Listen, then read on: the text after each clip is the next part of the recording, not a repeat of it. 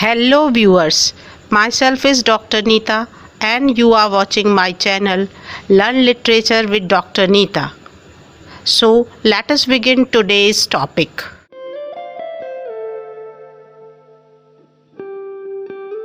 Hello dear students, आज जानेंगे narrative techniques के बारे में।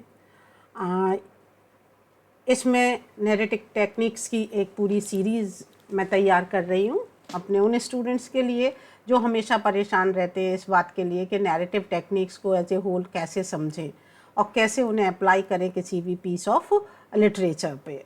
सो चलिए शुरू करते हैं आज का वीडियो नैरेटिव टेक्निक्स के ऊपर। बहुत सारी नैरेटिव टेक्निक्स हैं और सारी इस वीडियो में समाहित नहीं हो सकती, इसलिए ये सीरीज़ है और कई सारी वीडियोस हम इस पे बनाएंगे। तो देखते हैं कैसे हमारा प्लान चलेगा। तो देखें तो नैरेटिव टेक्निक्स का ये मैंने एक छोटा सा चार्ट आपके सामने बनाया है कि जनरल नैरेटिव टेक्निक्स होती हैं basically related to description, they are the plot structure, characterisation, point of view, setting, dialogues etcetera. And style में भी कुछ नैरेटिव टेक्निक्स होती हैं जो ऑथर्स यूज़ करते हैं। They are imagery, symbolism, suspense, irony, tone and language, figures of speech, etc. So one by one we would learn about each of them, and today in this video we would discuss about plot structure. तो पहले जाने narrative technique होती क्या है। Narrative techniques are the methods, वो तरीके होते हैं, वो डिवाइसेस होती हैं लिटरेचर की जो राइटर यूज़ करता है ताकि उसकी स्टोरी अच्छी सी बन जाए। अब सवाल उठता है अच्छी स्टोरी किसे कहते हैं। अच्छी स्टोरी वो है जो जिसे रीडर मन से पढ़े, रीडर आखिर तक उसमें एंगेज रहे, उसमें सस्पेंस हो। अब ये सारी चीज़ें करने के लिए उसे पर्टिकुलर मेथड्स और पर्टिकुलर डिवाइसेस यूज़ करनी पड़ती हैं और उन्हें ही हम क्या कहते हैं, नैरेटिव टेक्निक कहते हैं। These techniques shape the structure. In techniques को जब यूज़ करता है ऑथर तो उसकी कहानी का स्ट्रक्चर, स्टाइल और पर्सपेक्टिव ऑफ नैरेटिव, यानी जो कहानी कह रहा है उसके पर्सपेक्टिव के बारे में हमें पता लग जाता है और टेक्निक के हिसाब से ही राइटर इन के स्ट्रक्चर को, स्टाइल को अपनी नीड के हिसाब से सिलेक्ट करता है। तो इन सब टेक्निक्स में सबसे बेसिक, सबसे फंडामेंटल जो टेक्निक है वो है प्लॉट स्ट्रक्चर की। सो प्लॉट स्ट्रक्चर कैसा होता है, कैसा कितने प्रकार का हो सकता है। और प्लॉट जैसे आप सभी जानते हैं, it is a series of incidents arranged in a particular manner. So plot structure, plot क्या है ये जानने के लिए आप हमारा पहला वीडियो देख सकते हैं जिसमें सिर्फ प्लॉट क्या है ये बताया गया है। बट इन दिस हम बताएंगे आपको इसके बारे में कि प्लॉट स्ट्रक्चर क्या है, plot structure as a narrative technique कैसे यूज़ किया जाता है। So used by the writers to organise and present the events in a story in a cohesive and engaging manner. तो जो बहुत सारी घटनाएं हैं उन्हें एक कोहेसिव तरीके से मीनिंग कि वो एक दूसरे से जुड़ी लगें, अलग अलग से पैचेस जैसी ना लगें।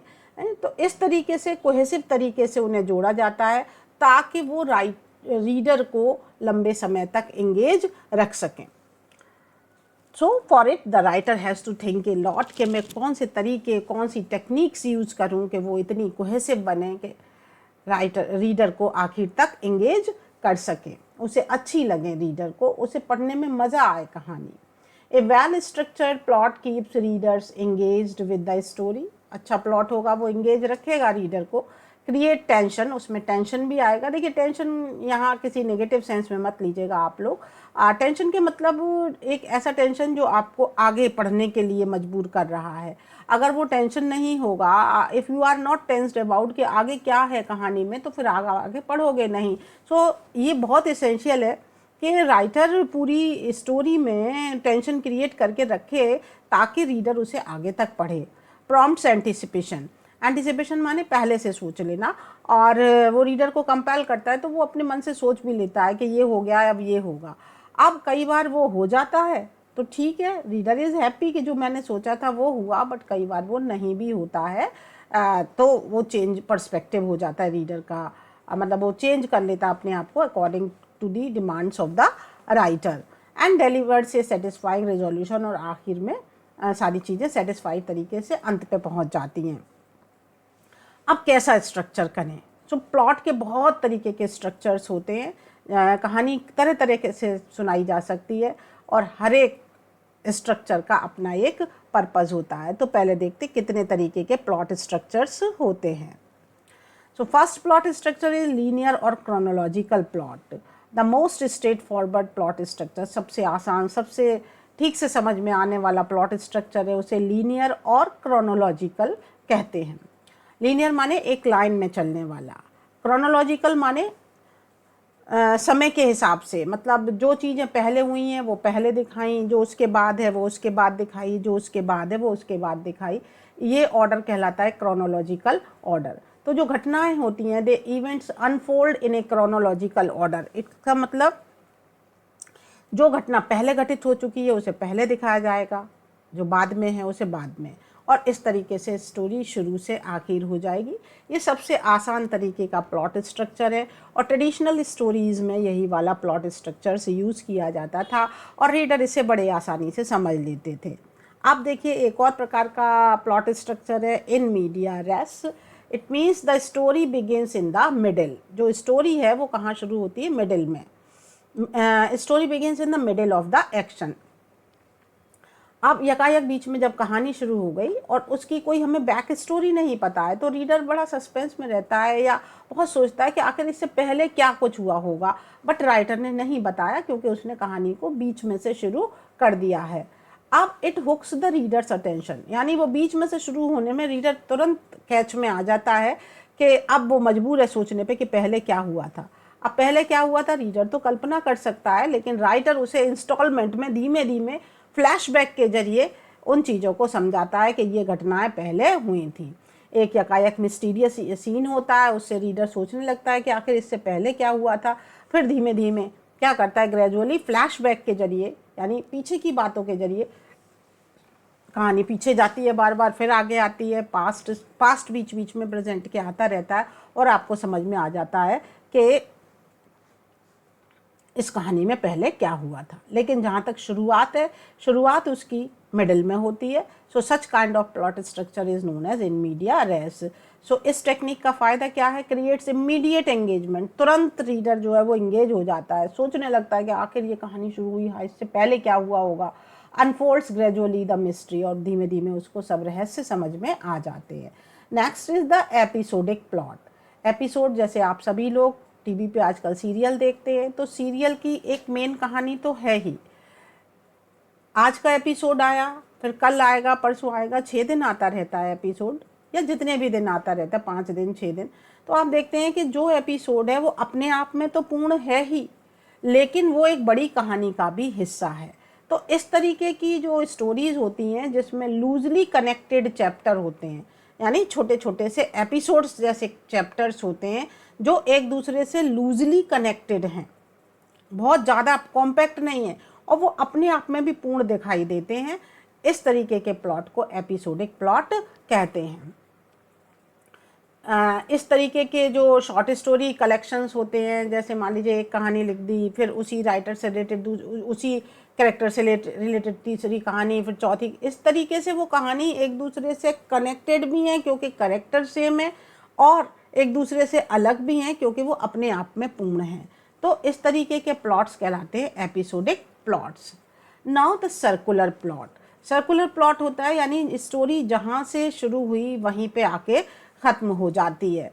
लेकिन ऐसा कैसे होता है? इतने बीच में क्या कुछ घटित नहीं हुआ? नहीं, सब कुछ घटित हुआ, और उस बीच में जिस जगह शुरू हुई थी उससे लेके वो आपका प्रोटैगोनिस्ट और बाकी कैरेक्टर्स पूरी यात्रा कराए और फिर वहीं पे आ गए। लेकिन अंतर है, जब वो पहले यहाँ थे स्टोरी शुरू होने के टाइम पे, तब तक उन्होंने उन कॉम्प्लेक्सेस को, उन प्रॉब्लम्स को फेस नहीं किया था, उनके अंदर कैरेक्टर का डेवलपमेंट नहीं हुआ था, उन्हें रियलाइजेशन नहीं हुआ था कि उनके ज़िंदगी उनके कैरेक्टर में क्या वीकनेसेस हैं। लेकिन जब वो यहाँ से चलते हैं और ऐसे पूरा सर्कुल करके और पूरी कहानी ख़त्म होने के बाद फिर यहीं आ जाते हैं, now they are having a changed perception, change perception of life. उनका ज़िंदगी के प्रति दृष्टिकोण बदल जाता है, उनकी प्रॉब्लम सॉल्व करने की कैपेसिटी आपको पता लग जाती है, उनके कैरेक्टर का डेवलपमेंट आपको दिखाई दे जाता है। तो इस तरीके के जो प्लॉट होते हैं कि जो जहाँ से शुरू हुए वहीं ख़त्म, लेकिन हीरो के चरित्र में बहुत सारे बदलाव आ गए उस पूरी यात्रा में, इस तरीके के प्लॉट्स सर्कुलर प्लॉट्स कहलाते हैं। ये बेसिकली कैरेक्टर डेवलपमेंट को असेस करने के लिए बहुत अच्छे से प्लॉट है, और उसमें आपको पता लग जाता है कि वो कैरेक्टर कैसे उन घटनाओं से रिएक्ट किया और उसने उनसे क्या लर्न किया और उसके व्यवहार में क्या परिवर्तन हुए। Now again this is again a technique flashback and flash forward. Flashback मैंने आपको बताया कि फ्लैशबैक वो टेक्निक है जिसमें से जो पास्ट में घटित हो चुका है वो थोड़ा थोड़ा करके प्रेजेंट में दिखा दिया जाता है। तो सिर्फ उसी ही तरीके के प्लॉट में नहीं, लीनियर प्लॉट में भी फ्लैशबैक, लीनियर में तो नहीं होता लेकिन हाँ दूसरे तरीके के, ये सर्कुलर प्लॉट है इसमें भी फ्लैशबैक हो सकता है, किसी भी प्लॉट में फ्लैशबैक आ सकता है, यानी पास्ट की घटनाओं को दिखा देना। फ्लैश फॉरवर्ड होता है फ्यूचर की घटनाओं को प्रेडिक्ट कर लेना। बहुत सारे से, जैसे मान लीजिए कई बार आकाशवाणी हो जाती है या किसी ने ज्योतिषी ने बता दिया या आपने खुद प्रेडिक्ट कर लिया, मतलब कैरेक्टर ने खुद प्रेडिक्ट कर लिया कि ये घटना ऐसे हो सकती है, तो आप देखते हैं इस चीज़ को कहते हैं फ्लैश फॉरवर्ड। ये जो फ्लैशबैक और फ्लैश फॉरवर्ड हैं ये रीडर की स्टोरी के बारे में अंडरस्टैंडिंग को बढ़ाते हैं, प्लस सस्पेंस को क्रिएट करे रखते हैं। अगर कि मान लीजिए कोई भविष्यवाणी हो चुकी है, फ्लैश फॉरवर्ड हो चुका है, आपको पता लग चुका है, तो निश्चित रूप से आप बार बार सोचेंगे ये कब पूरी होगी, अभी ये कब, ये तो पूरी ही नहीं हुई, ये अब कब पूरी होगी, इस तरीके के सवाल जो आते रहेंगे and you would move forward in the story. Again another kind of plot is the parallel plot और द मल्टीपल प्लॉट लाइन। कई बार क्या होता है कि एक सिंगल स्टोरी नहीं होती, किसी भी नॉवल वगैरह में कई सारी स्टोरी साथ में चलती हैं, एक हीरो हीरोइन ही नहीं है बल्कि उनके साइड हीरो जिसे आप कहते हैं, साइड हीरोइन जिसे कहते हैं, उनकी स्टोरी अलग चल रही है, उस हीरो की सिस्टर की स्टोरी अलग चल रही है। तो इस तरीके से कई सारी सी प्लॉट लाइंस होती हैं। सो ऐसे प्लॉट्स को कहते हैं पैरेलल, माने साथ के साथ चल रहे हैं, और द मल्टीपल प्लॉट लाइंस। अब what is the significance of such kind of plot? It adds complexity. इससे क्या है, प्लॉट में कॉम्प्लेक्सिटी आती है और reader is compelled not only to think about the protagonist, hero के बारे में ही नहीं सोचना उसे, बल्कि उसके साइड में जो और प्लॉट लाइन्स चल रही हैं उनके बारे में भी सोचना है। और इसी से it adds to the depth of the story, story की गहराई भी बढ़ जाती है and reader became more interested in learning a number of things. Now yet another device is the plot twist.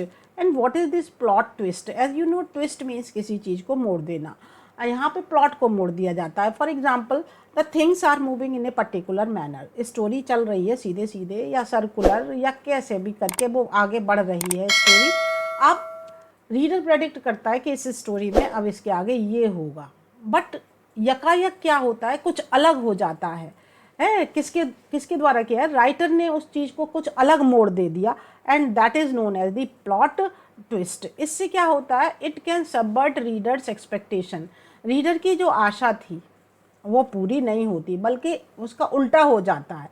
अब एक तरीके का चैलेंज है कि भाई तुमने ये सोचा था, ये तो नहीं हुआ, अच्छा तो अब क्या हुआ, ये सोचने के लिए इस क्यूरियोसिटी में, इस एक्साइटमेंट में, इस सस्पेंस में रीडर आगे पढ़ने लग जाता है। तो ये सारी डिवाइसेस इसलिए यूज़ की जाती हैं कि रीडर उस स्टोरी के साथ इंगेज रहे और उसे आगे पढ़ने पे मजबूर हो, ताकि तब तो ना राइटर का पूरी ड्यूटी होगी। तो plot twist is also a device in this manner. Now जब इतनी सिग्निफिकेंट चीज़ है तो प्लॉट के कंस्ट्रक्शन में, जब प्लॉट बना रहा होता है ऑथर, तो उसे कुछ चीज़ों का ध्यान रखना होता है। अब किन चीज़ों का ध्यान रखें प्लॉट कंस्ट्रक्शन में? अरिस्टोटल से लेके आज तक बहुत सारे लोगों ने बहुत सारी बातें कही कि प्लॉट कंस्ट्रक्शन ऐसा होना चाहिए। एक बात तो बिल्कुल सही है कि प्लॉट कंस्ट्रक्शन ऐसा होना चाहिए कि राइटर की जो स्टोरी है उसे रीडर आखिर तक पढ़े, उसे याद रखे, उससे कुछ ग्रहण करे, उससे उसके कुछ इमोशंस उत्पन्न हो और अल्टीमेटली वो उस स्टोरी को पढ़ के खुश हो। तो सक्सेसफुल प्लॉट कंस्ट्रक्शन के लिए कुछ पॉइंट्स बताए गए कि इन स्टेप्स को फॉलो किया जाएगा तो फिर एक अच्छा सा प्लॉट बनेगा, वो हम एक एक करके देखेंगे। So successful plot construction is essential for creating a compelling and memorable story so that it may captivate the reader's attention. Reader का attention मिलता रहे, उसके emotions evoke होते रहें and lead to a satisfying resolution. तो following steps are followed in a successful plot construction. Number 1 is exposition. Exposition कहते हैं किसी चीज़ को expose करना, खुलना। तो ये स्टोरी का इंट्रोडक्शन वाला पार्ट होता है।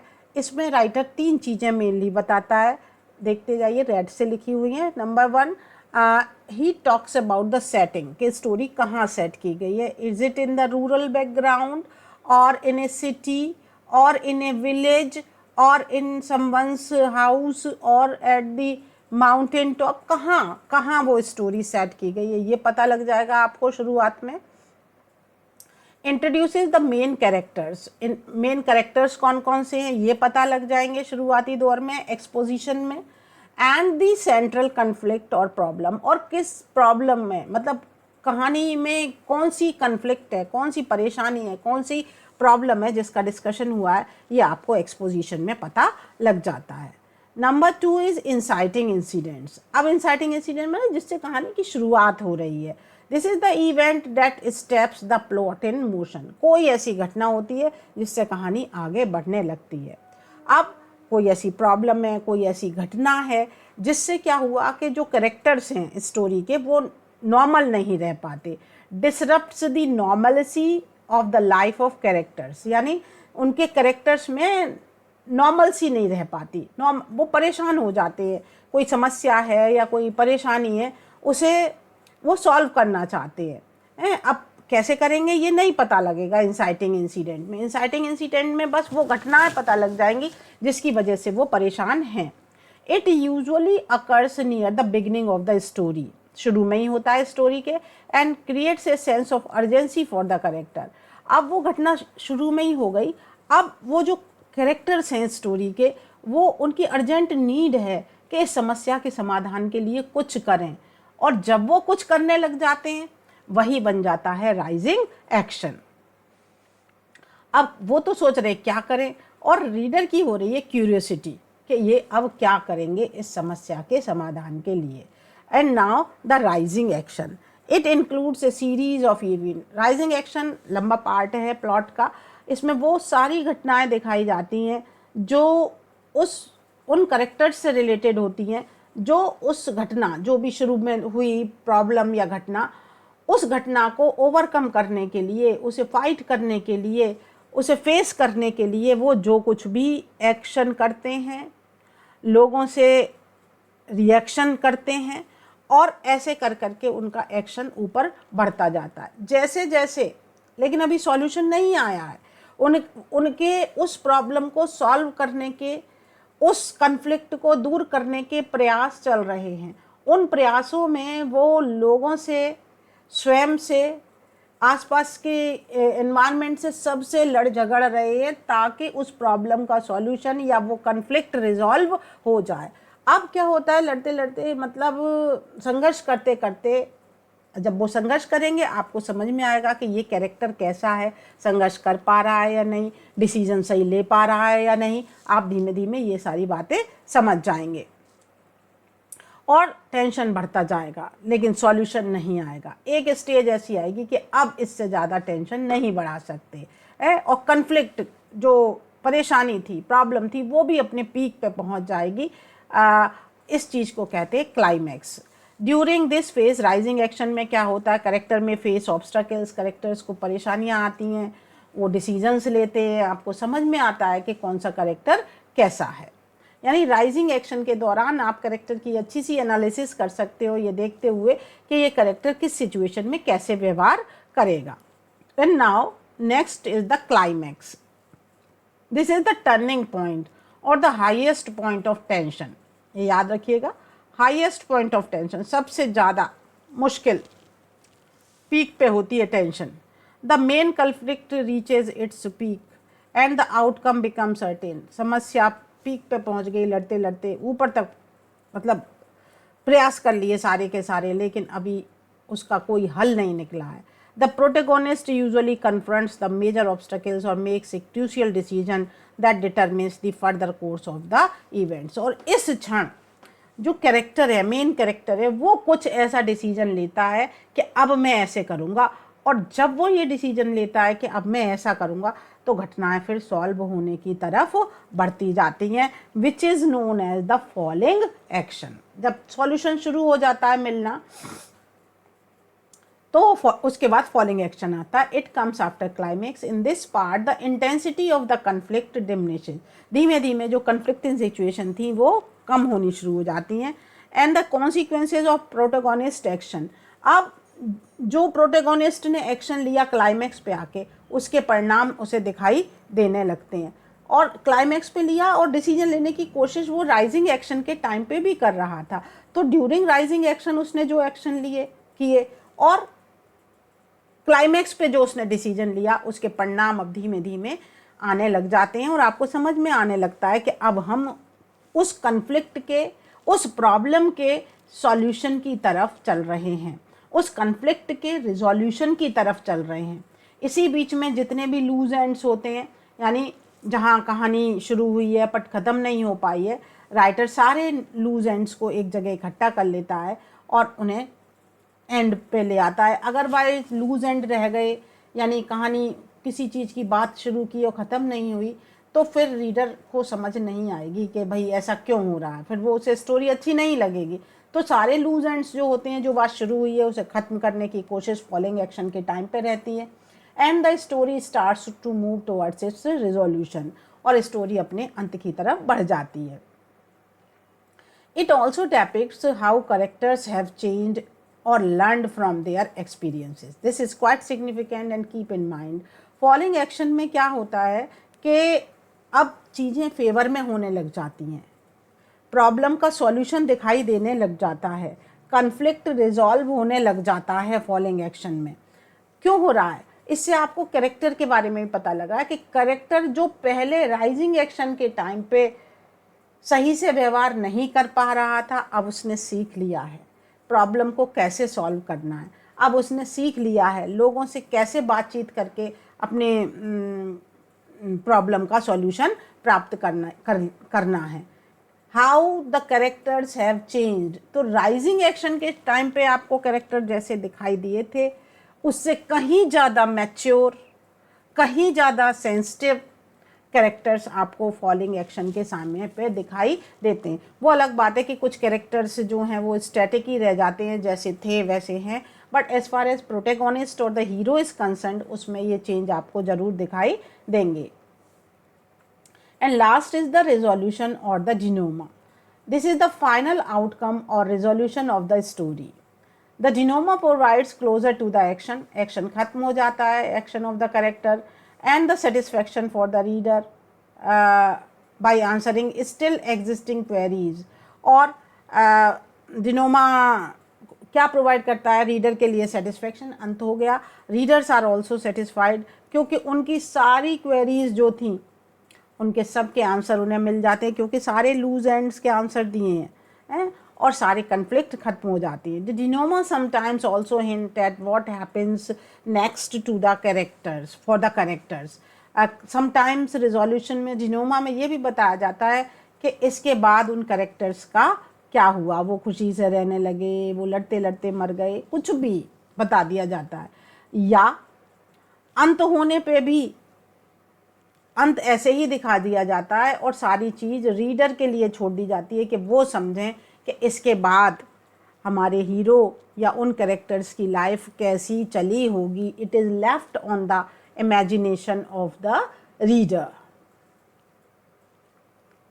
This is in A nutshell. जो भी मैंने बताया वो शॉर्ट में है. देखिए, सबसे पहले एक्सपोजिशन होता है, जहाँ सेटिंग, कैरेक्टर्स और स्टोरी की जो प्रॉब्लम है, जो कन्फ्लिक्ट है वो एक्सपोज होगा।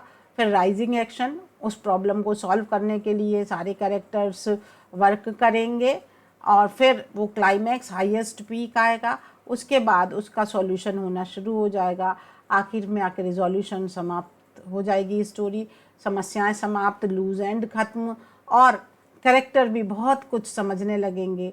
यहाँ जो वो गलतियाँ कर रहे थे राइजिंग एक्शन के समय पे, आपको समझ आ जाएगा they have learned A lesson from all those incidents and now they are the learned or experienced person or better human beings they are, sometimes better, most of the time hero is always a better human being. So this is the denouement or the resolution or the end of the story, and this is about plot construction. All the parts that I have described in this work together to create a cohesive and engaging narrative. ये सारे parts मिलके एक अच्छा सा जुड़ाया सा कहानी जिसमें reader अंत तक बंधा रहता है कहानी के साथ प्रोड्यूस कर देते हैं। So this is all about plot construction. Plot construction के बाद की वीडियो सेकेंड कैरेक्टराइजेशन पे देखने के लिए नेक्स्ट वीडियो को देखिएगा। So thanks for your patience listening.